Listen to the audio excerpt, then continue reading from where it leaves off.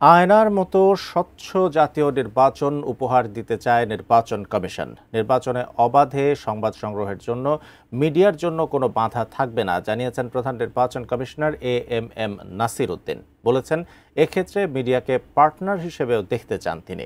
গণমাধ্যম ব্যক্তিত্বদের সঙ্গে সংলাপ অনুষ্ঠানে কথা বলেন তিনি। আরও জানাচ্ছেন মাহফুজা মুসলেহি। সব ধরনের প্রশ্নের ঊর্ধ্বে রেখে একটি বিশ্বাসযোগ্য নির্বাচন আয়োজনে করণীয় ঠিক করতে ত্রয়োদশ জাতীয় সংসদ নির্বাচনকে সামনে রেখে বিভিন্ন অংশীজনের সঙ্গে সংলাপ নির্বাচন কমিশনের।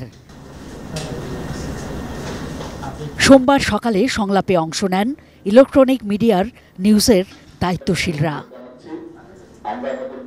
ভোটের দিন পরিস্থিতি নিয়ন্ত্রণ, সামাজিক যোগাযোগ মাধ্যম নিয়ন্ত্রণ এবং অবাধ তথ্য প্রবাহে কমিশনের করণীয় সম্পর্কেও নানা মতামত তুলে ধরেন গণমাধ্যম ব্যক্তিত্বরা। ভোটের মাঠে ভোটারের পাশাপাশি সাংবাদিকদের নিরাপত্তা নিশ্চিতের বিষয়টিও উঠে আসে। একটা সহিংসতা ঘটে থাকে, সাংবাদিক তো দীর্ঘক্ষণ সেখানে অবস্থান করতে হবে, তো এই 10 মিনিটের বেশি থাকতে পারবে না, লাইভ করতে পারবে না, ভিতরে অফিসারের আপনার সাক্ষাৎকার নিতে পারবে না।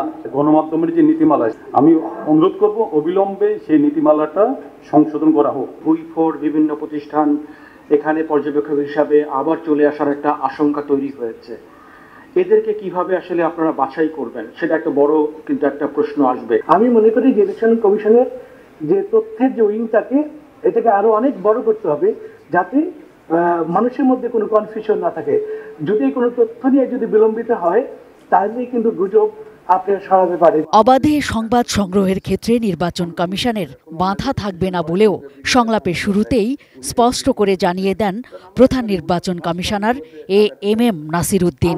এই ইলেকশনটাকে আমরা অ্যাজ ট্রান্সপারেন্ট অ্যাজ পসিবল করতে চাই। সারা বিশ্ববাসী দেখুক বাংলাদেশে সবকিছু লোকাল ছাপানো কিছু যাতে না হয়। আমরা একদম স্বচ্ছভাবে আয়নার মতো পরিষ্কার করে এই ইলেকশনটা করতে চাই। এই নির্বাচন কমিশনের একার পক্ষে এই কাজটা করা সম্ভবপর হবে না। একটা সুন্দর সুষ্ঠু নির্বাচন দেওয়া, এখানে মিডিয়া লাগবে, আমাদের সিভিল সোসাইটি লাগবে, আইন শৃঙ্খলা বাহিনী লাগবে।